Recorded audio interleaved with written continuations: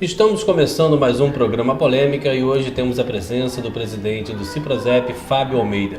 Eu tenho certeza que você que está nos acompanhando pela Terceira Via TV ficará muito feliz com as abordagens que serão apresentadas pelo presidente do sindicato. Fábio, prazer em tê-lo aqui. Eu tenho certeza que estaremos juntos nessa entrevista. Prazer, Cláudio. Eu só gostaria de esclarecer que eu sou o vice-presidente. Sou vice-presidente e faço parte daquela diretoria. E a gente... O presidente é? Sérgio Almeida. Sérgio Almeida. A gente quer agradecer a oportunidade de estar aqui hoje e poder esclarecer alguns fatos, já que o nome da entidade foi citada pela nossa companheira e a gente se viu no direito e pediu a você que desse essa oportunidade da gente se defender. Isso. Lembrando que você vai falar especificamente nesse primeiro bloco, se precisar do bloco todo, com relação ao que foi comentado por ela, e depois nós temos algumas perguntas dos servidores para que você possa responder para a gente. Você está com essa documentação referente à prestação de contas, não é isso? Explica para a gente qual é a questão da prestação de contas, partindo do princípio do que ela falou. O que acontece? A prestação de conta do sindicato ela é obrigatória, estatutariamente obrigatória, e ela tem que ser feita até o final do mês de junho. Né?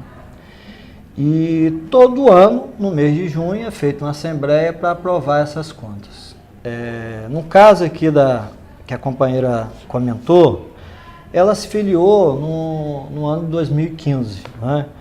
Então eu estou aqui para mostrar a você a prestação de conta de 2015, 2016. Você pode até virar para a tela, se isso quiser, não tem problema. Está registrado lá no cartório, primeiro ofício, entendeu? E esse documento que se refere aqui exatamente? A prestação de conta... Do sindicato? Anual. Anual, entendeu? Que é obrigatório fazer. E ela inclui gastos, receitas, inclui tudo, né? O sindicato, ele tem uma receita própria, né, que é descontada no contra-cheque dos nossos filiados, que é R$ 33,64 todo mês. Isso dá mais ou menos quanto por mês? R$ 217 mil por mês. Então é bom a gente esclarecer, porque existe uma despesa fixa. Vou dar um exemplo para você. Existe um plano odontológico que cada afiliado, ele paga 9,15 mais ou menos de plano odontológico. E existe um seguro que também é pago, um seguro, vamos dizer assim, de vida, né? No caso, se o... Mas não é obrigatório, é facultativo. É obrigatório, obrigatório, foi decidido em assembleia. Então, esse seguro é o seguinte: quando uma esposa de servidor ou servidor falece, ele tem direito a R$ 3 mil. Então, ele recebe de seguro R$ 3 mil, uma vez só. É R$ 4,15 mensalmente. Então, de despesa fixa entre o plano odontológico e o seguro, só de plano odontológico, eu anotei aqui, dá R$ 65.215 e R$ 25.457 de seguro. Então nós temos só em despesa fixa entre seguro e o plano odontológico de aproximadamente aí, R$ 70 mil. Então eu estava fazendo as contas que livre tem R$ 112 mil. Que não é despesa fixa em termo, porque tem os funcionários, nós temos aí aproximadamente entre o clube e a sede mais de 10 funcionários, nós temos um escritório de contabilidade. Sobra o quê? Uns 80 mil mês, mais ou menos? Eu estava fazendo a conta aqui, aproximadamente isso. Vamos dizer que entre despesa fixa e para a manutenção do sindicato, vamos dizer que 80 mil mais ou menos, a 90 mil, vamos dizer assim. E aí esse dinheiro é o que? Ele é aplicado, ele é deixado numa conta, como é que é isso? O sindicato, ele não tem fim lucrativo, então ele tem várias prestações de serviço, Cláudio. E é bom esclarecer, e eu faço até um alerta em relação a isso, porque Na realidade,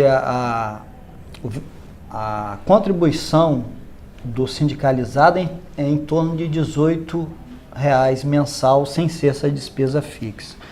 E nós temos uma prestação de serviço que, salvo o melhor juízo, eu não vejo sindicato nenhum no Norte e Noroeste Fluminense ter a prestação de serviço que nós temos. Vou dar um exemplo para você. Nós temos uma equipe odontológica para atender aos dependentes dos nossos filiados. Isso atende no local fixo ou são em vários locais, é convênio com clínicas, como é que é isso? No local fixo, lá no sindicato. Então os filhos dos nossos filiados são atendidos e as emergências são atendidas lá também. Esses dentistas são funcionários? São funcionários do sindicato. São 4 dentistas que nós temos lá. Nós temos uma equipe de enfermagem lá também, companheiros aposentados, que mede glicose do pessoal e pressão, né? Aquelas fitas que muitas vezes está em falta na área Sim. de saúde, aquelas fitas de medir Medição de glicose. medição de glicose. Nós temos um advogado todo dia lá para atender os nossos filiados. Nós temos barbeiro e cabeleireiro para estar cortando o cabelo e fazendo a barba dos nossos Aparência filiados. boa dos filiados. Nós temos protéticos. Todos são filiados ou não? São quantos funcionários públicos linkados ao sindicato? São 6.052 filiados. Aí o universo é o quê? 22, mais ou menos? Acho que é de 18 a 20, né? Mais ou menos. O quê? É o total de funcionários públicos municipais. Total que trabalha no sindicato? Não, é assim. Quantos são filiados ao sindicato? São todos, uma quantidade? Não, todos 6.052 filiados são filiados. Então, o nosso Não, eu quis sindicato... dizer, são todos os funcionários públicos ou só 6? Não, todos funcionários públicos. Então, No universo de 18.000, nós temos 6.052 filiados. E é o maior sindicato do Norte e Noroeste Fluminense. Nós temos uma independência financeira que poucos sindicatos têm, porque agora com a questão do imposto sindical, né, sendo tombado lá na Câmara, existe uma independência que poucos sindicatos têm. Nós não dependemos do imposto sindical. E o poder público tem o convênio, tem investimento, ajuda o sindicato, como é que é? Não, o nosso sindicato é mantido pela contribuição dos sindicalizados. Nós gostaríamos até de buscar algum convênio na área de saúde, principalmente para atender um geriátrica, para atender... Já tentaram isso? Tentamos no governo anterior, né, não tivemos sucesso, e nesse governo a gente tem essa pretensão, mas diante dessa atual situação aí vamos dizer assim, de recursos, né, de dificuldade de recursos, houve a primeira conversa, mas ainda não... A conversa específica só para essa questão do geriatra só? Um convênio na área de saúde, principalmente dos nossos aposentados e pensionistas, que a policlínica não atende eles.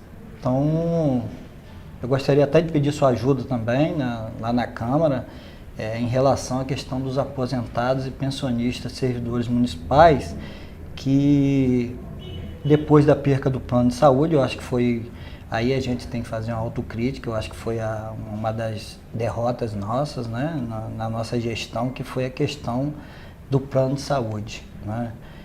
Infelizmente, isso prejudicou principalmente os nossos aposentados pensionistas que já tem uma idade avançada, e aí a parte de saúde acaba afetando mais, né? E a gente tem esse objetivo, né, de tentar suprir essa necessidade, que é uma das maiores cobranças lá do sindicato, que é em relação a essa questão da saúde. A policlínica, ela conseguiu, mesmo, deixando de lado esse ponto que você falou que não, mas o restante, ela tem absorvido bem? A policlínica, ela atende né, a população em geral. Sim. A verdade é essa, que ela não pode ser específica para o servidor. Eu estou falando, o monitoramento dos 6.000, eles têm usado lá, têm gostado? Tem usado, é mais a questão de marcação de consulta, de primeiros atendimentos, mas na questão do exame, a questão mais específica aí tem que recorrer ao SUS, né, no HGG, o Ferreira, ou os hospitais conveniados. Fábio, com certeza você é vice, né? Vice-presidente, fazer até essa correção, né? O Fábio é vice-presidente do Ciprozep.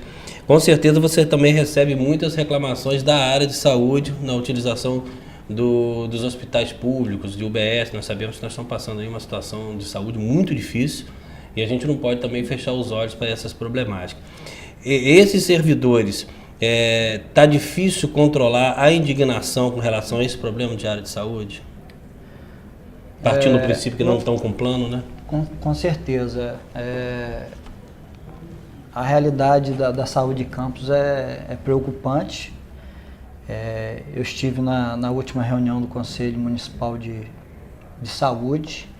Eu vi um depoimento de uma médica lá que pedindo socorro, pedindo ajuda, né, aos hospitais conveniados, principalmente no caso da Santa Casa, porque estavam se recusando a receber pacientes na UTI, né? E os hospitais públicos, tanto o HGG como o Ferreira, lotado, né? E a população correndo risco, né, de vida, a verdade é essa. E agora, o que foi passado nessa reunião foi que os repasses do SUS, né, que é a verba carimbada, está em dia. Que é a federal, né? Que é a federal, que tem que ser repassada e houve algum tempo que houve esse comentário que nem essa verba carimbada estava sendo repassada, no governo está sendo repassada. E essa complementação que é da prefeitura, que do mês agora de até julho, acho que tinha sido repassado, mas que estava um mês, vamos dizer assim, vai completar setembro, né? Que recebe em um mês e repassa no outro. Então, até o final de setembro não tinha sido repassada a parte que cabe a complementação da prefeitura, que é uma ajuda enorme na rede de saúde, e que os hospitais estavam, na realidade, recusando atendimento.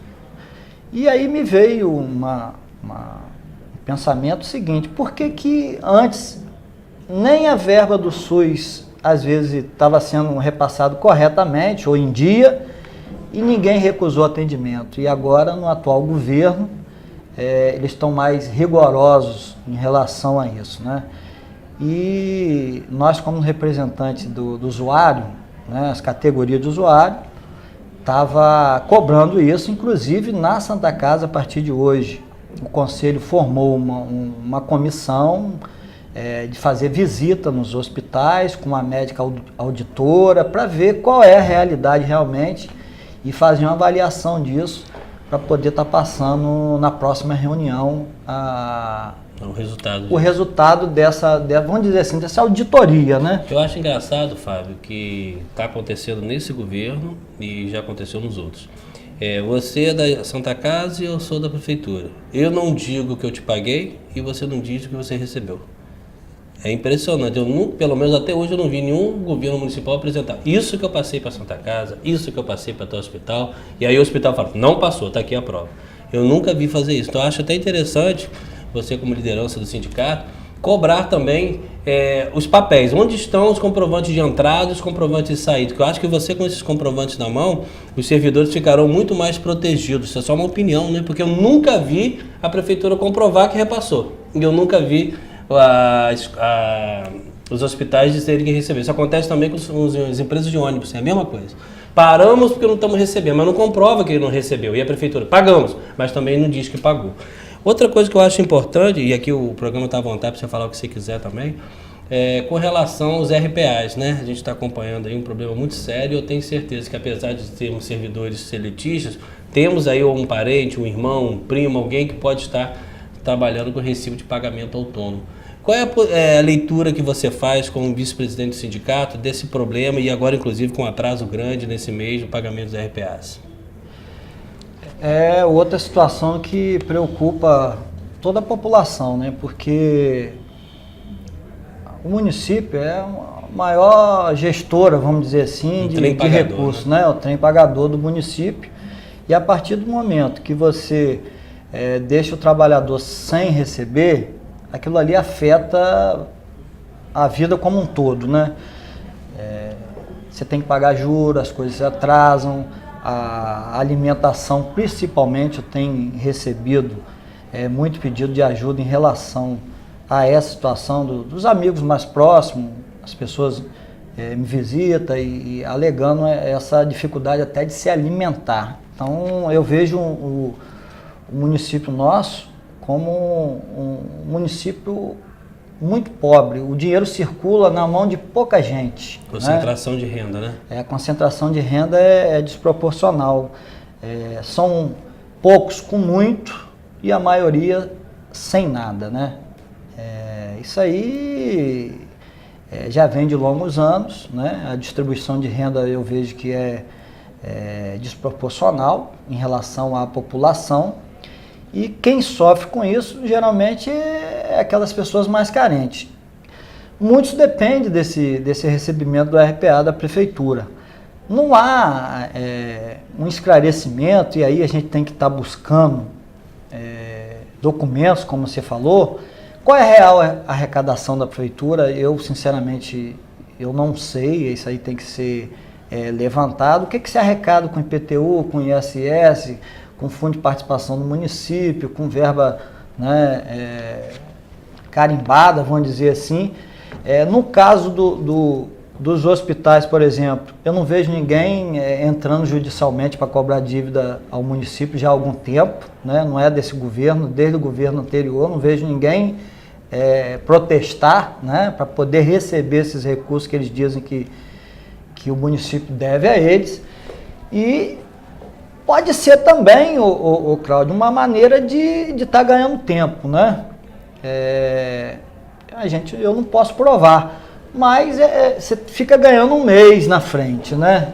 Acho que o poder público pode estar protelando, né? Protelando um pouquinho para ganhar um oxigênio e fica um mês, paga um mês, fica um mês, paga um mês.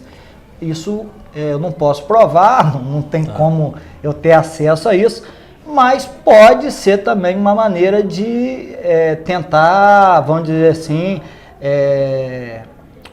ganhar um oxigênio nas finanças públicas, já que a folha de RPA tem um valor considerável aí. Eu não tenho como também, não tenho acesso a essa estatística, mas em torno de 5 milhões ao mês, né?